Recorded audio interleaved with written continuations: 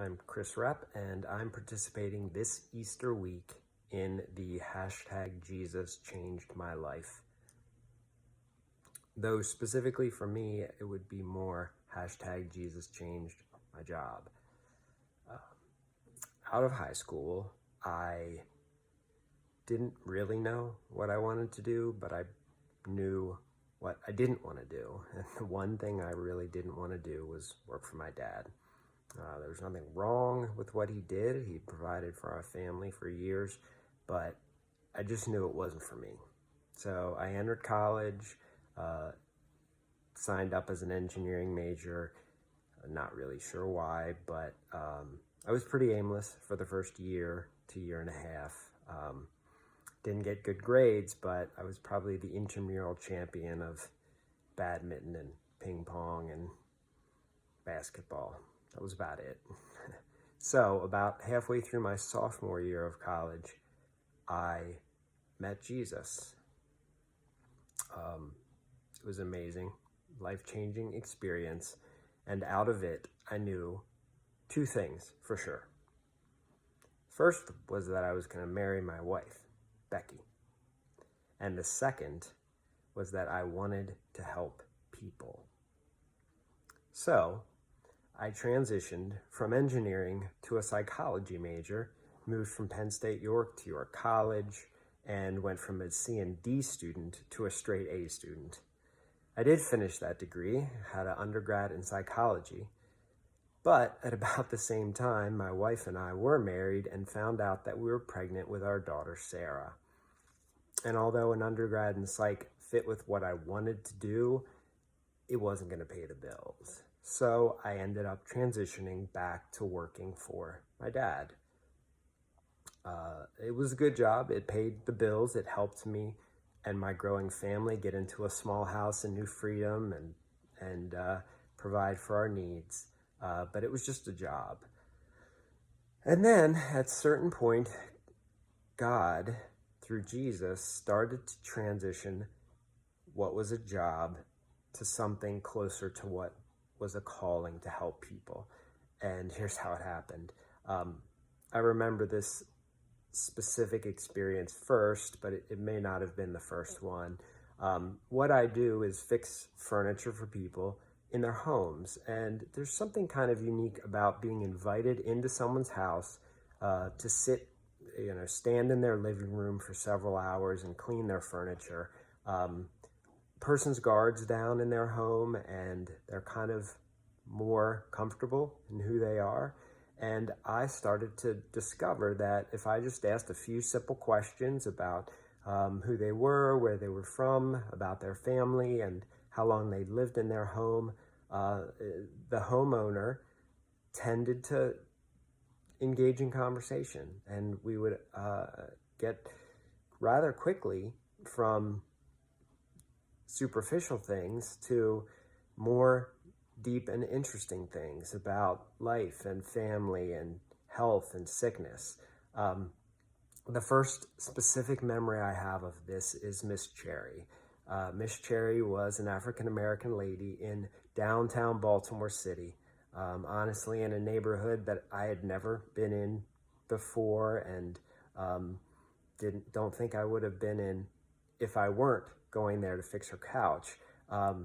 But I went in, walked up the concrete steps into her row home, started to clean her couch, and she was milling around with a young granddaughter.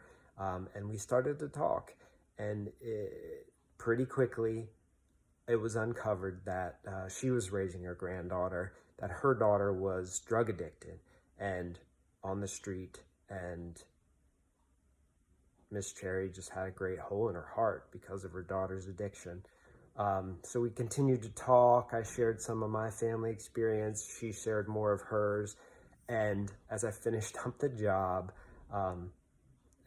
we walked back out onto the front stoop, one of those concrete city stoops, and I asked her if I could pray for her daughter.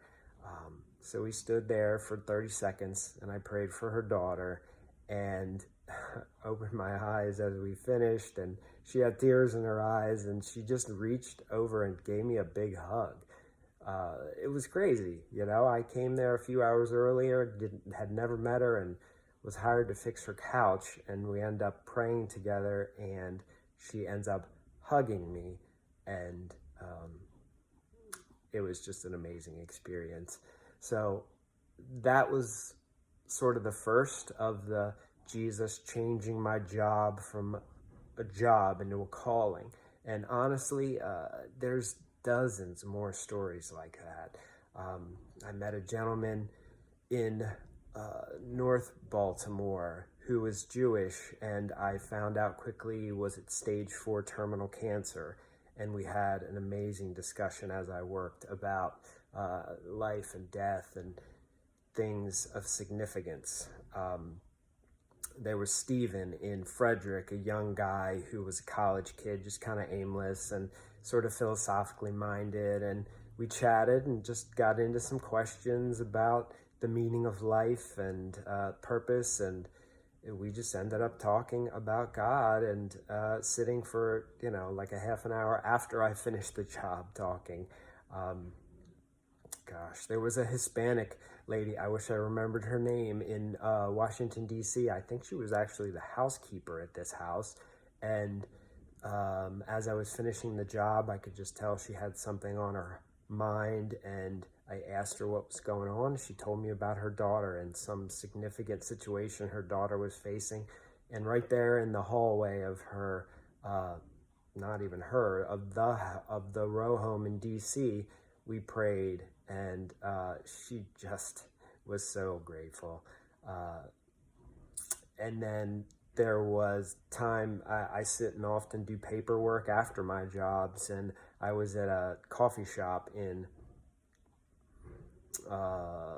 Timonium, Maryland, and I saw across the coffee shop a lady dressed from head to toe in black, leather, gothic, just not a smile on her face, not looking like she wanted to be approached. And I got a sense that I was supposed to just compliment her on something. Like, I think she had big black leather boots on, and I felt like I should say, "Nice boots." And I did, after some hemming and hawing, and it ended up leading to a conversation, and she invited me to come and sit with her. She had a beautiful smile, but she just didn't show it.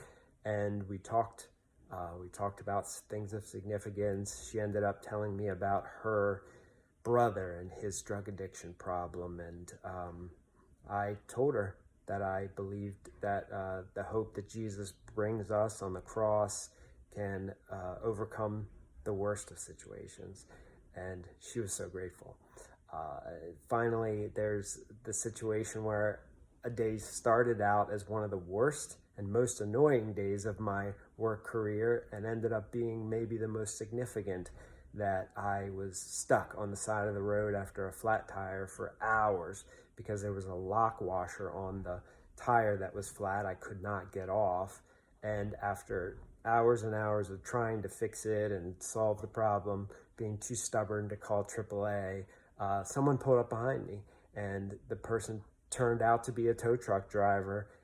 His name was William, and he helped me, and I asked him if there was anything I could do for him. He said his car was low on gas. He didn't have any money, so we went to a gas station, bought him some gas, and I could just tell in a minute or two of conversation that he had at least some Christian connection. And I asked him about his life and his relationship to God, and turns out he was a struggling drug addict, and he had a relationship with God, but he was in a bad place, and he was questioning all kinds of things about who God was and if God could help him at all. So that turned out to be a several-year relationship with William, where we worked through drug addiction issues, and he got help and came out the other side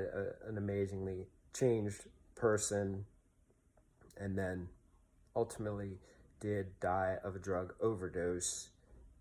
One time he fell back into drugs and it killed him.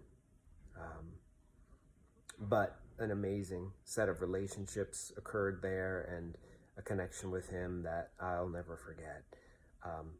And yeah, all that from a job that I never wanted to do. And as an aside, it's become a great way to provide for my family. I've become somewhat of a leader in the field that I'm in, and I train others and help people with difficult issues with leather furniture, and yeah, have provided very well for my family, as well as having this meaningful interaction with dozens and dozens of people throughout the years.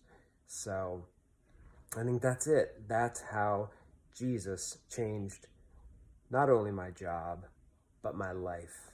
And this Easter week, I wish the same for you. Thanks.